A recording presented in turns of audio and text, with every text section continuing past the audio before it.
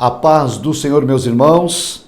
Estamos dando início ao quarto trimestre do ano de 2024 com o tema As Promessas de Deus.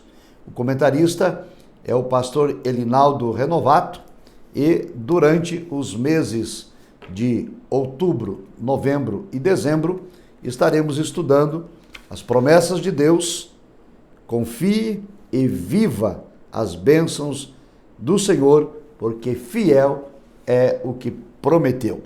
A lição de número 1, o comentarista traz o título As Promessas de Deus. O texto áureo está em Jeremias, capítulo 1, versículo 12, e disse-me o Senhor, viste bem, porque eu velo sobre a minha palavra para cumpri-la. E a verdade prática, Deus faz suas promessas para que experimentemos um relacionamento mais próximo com Ele. A lição está dividida em 3 pontos principais, que é a característica das lições bíblicas CPAD, sendo que o ponto de número 1 traz o título Um Convite de Deus. O ponto número 2, as promessas e seus fundamentos.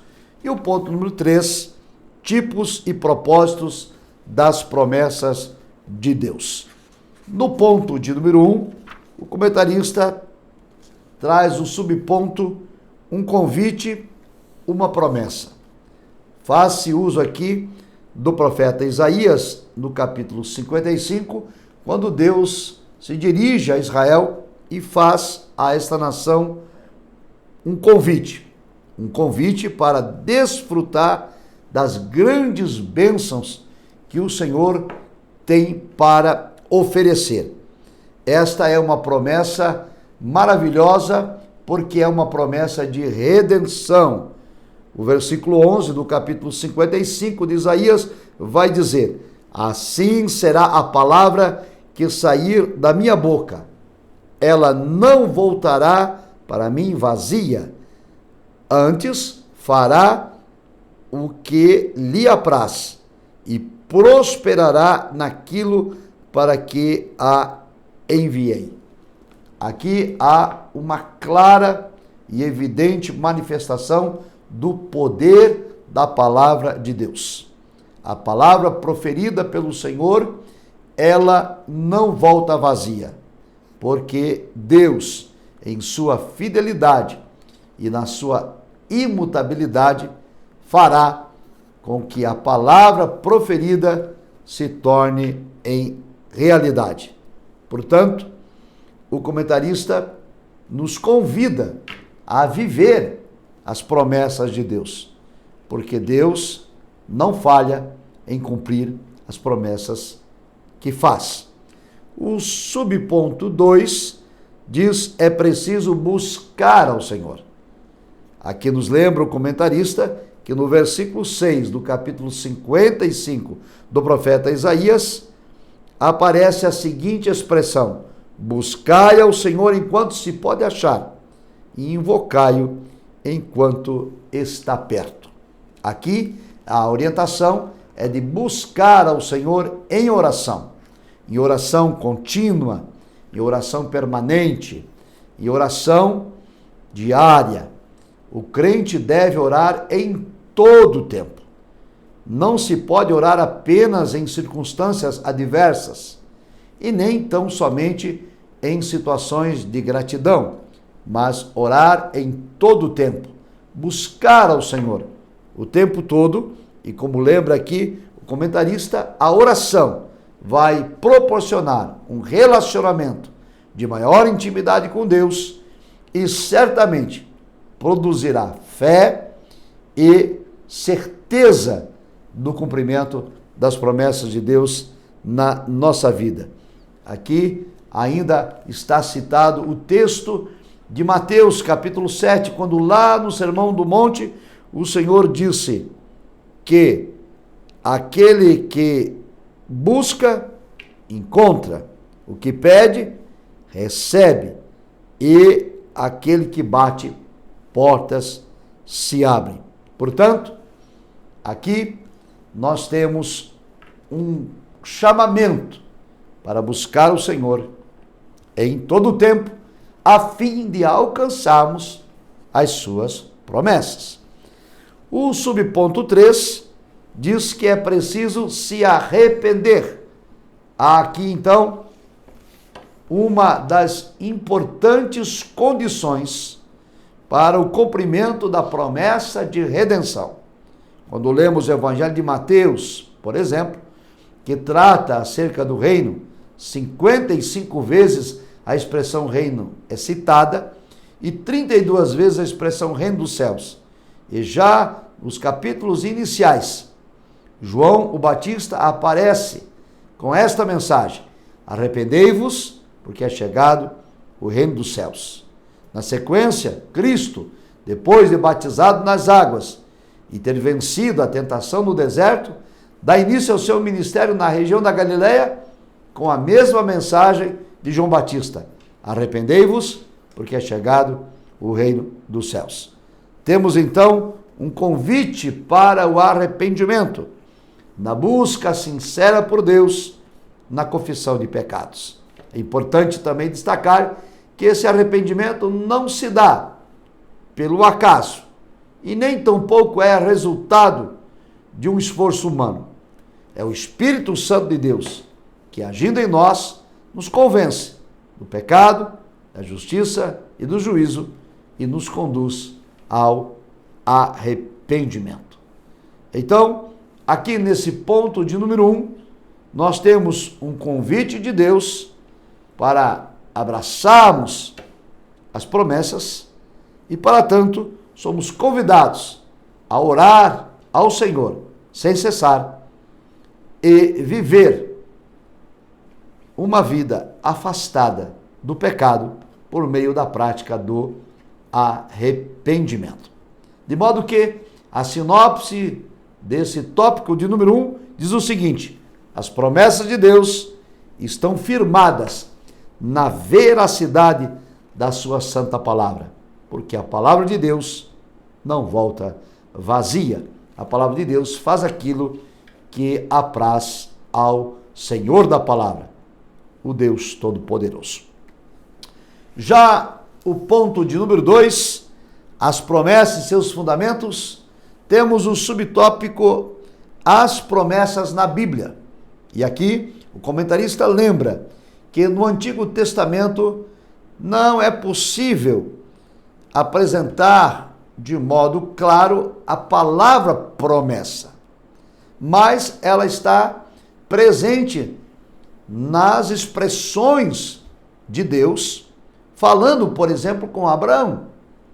Deus diz a Abraão: sai da tua terra, sai da tua parentela, vai para uma terra que eu te mostrarei, e farei de ti uma grande nação, e te abençoarei, e engrandecerei o teu nome, e em ti serão benditas todas as famílias da terra.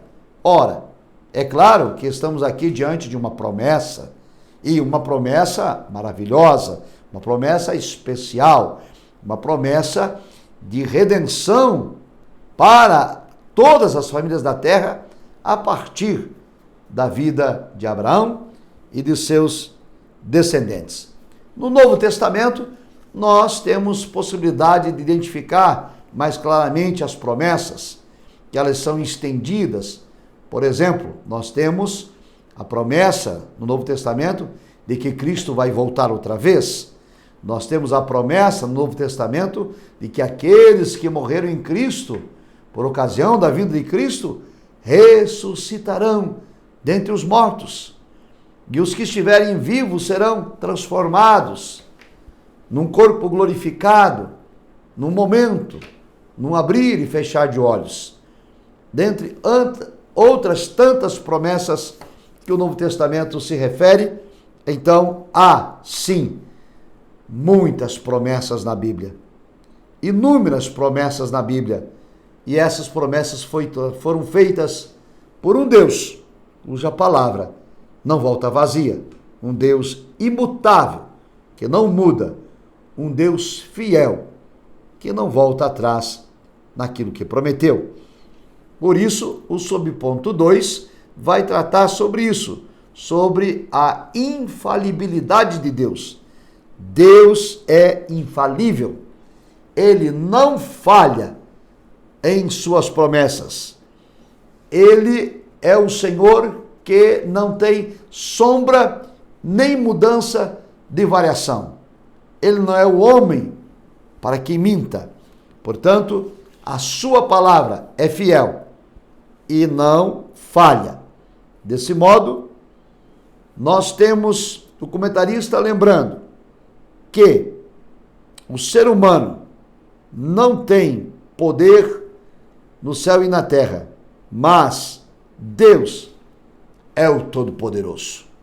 Ele tem a autoridade suprema nos céus e na terra.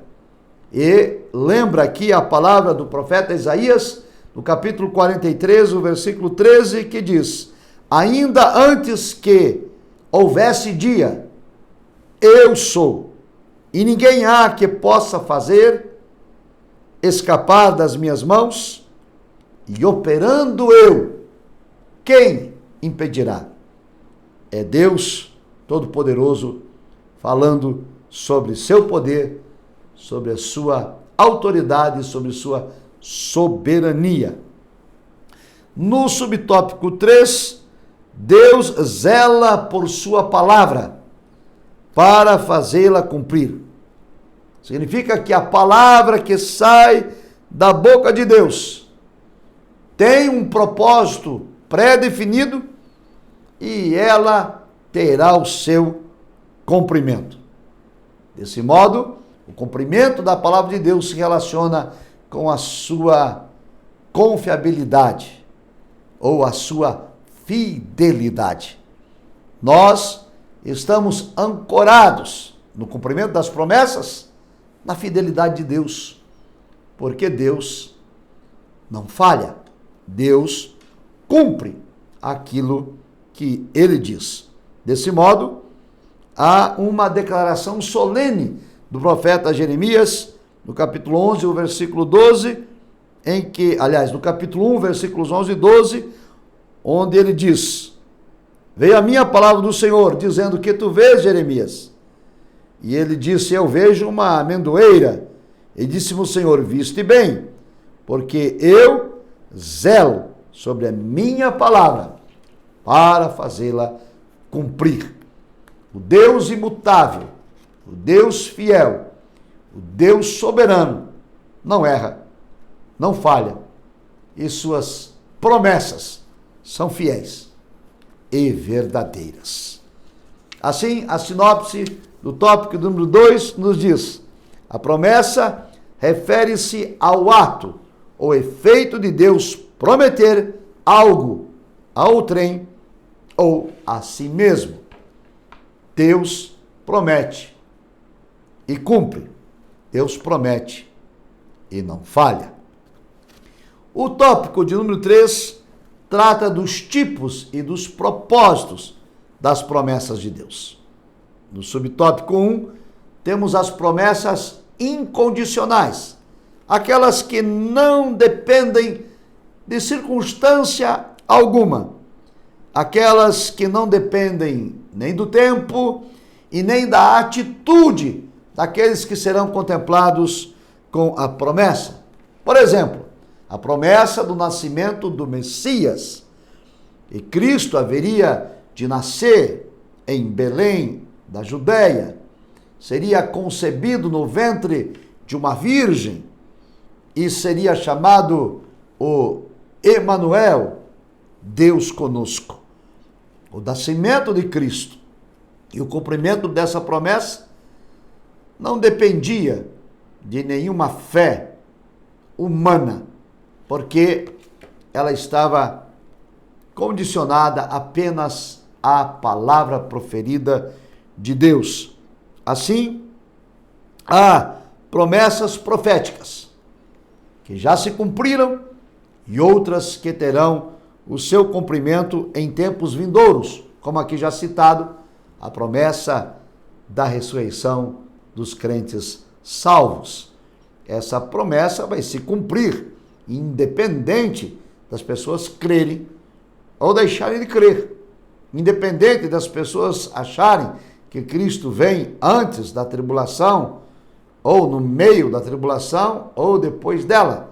É uma promessa que está condicionada apenas à vontade soberana de Deus. Ela vai se realizar no tempo determinado. Mas tem as promessas condicionais, que está no tópico de número 2, ou subtópico número 2, que é diferente das promessas incondicionais.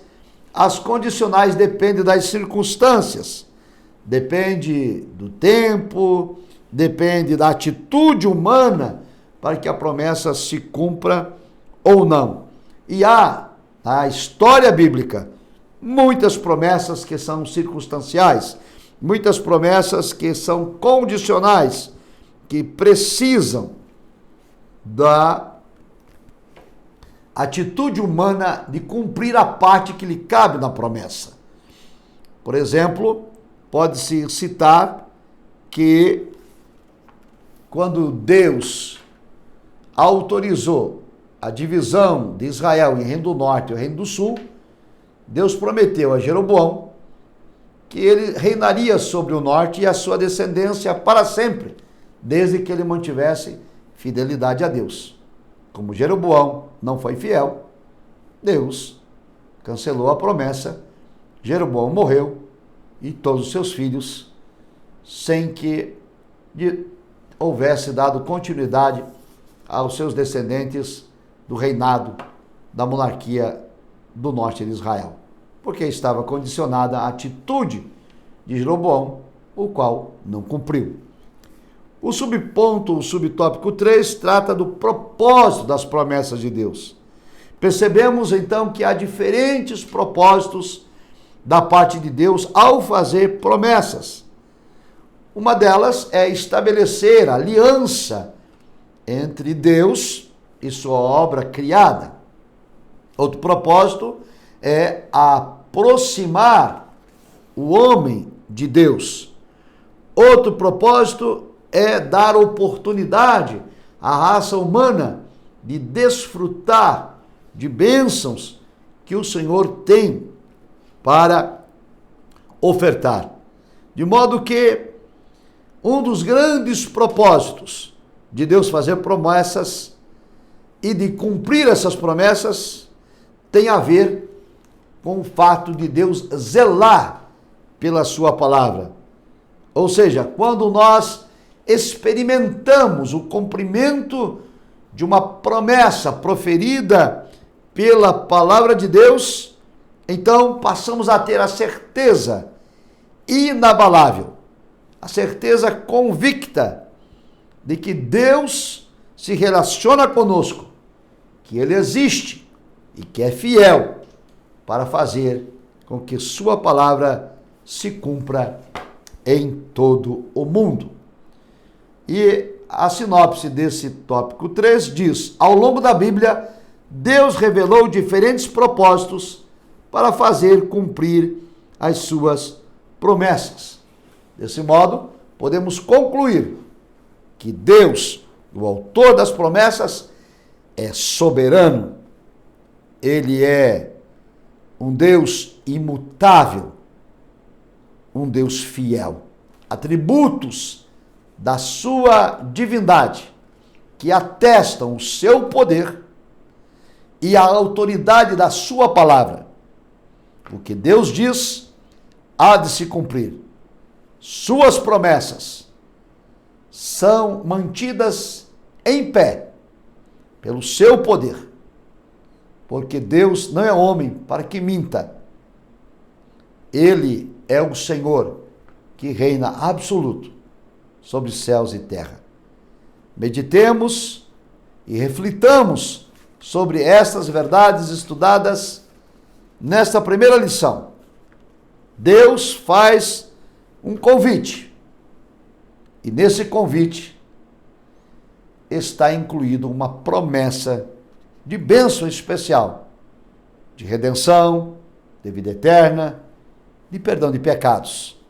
E que essas promessas se fundamentam na autoridade divina, no poder de Deus, no zelo que ele tem pela sua palavra e ainda de que as promessas são condicionais e incondicionais.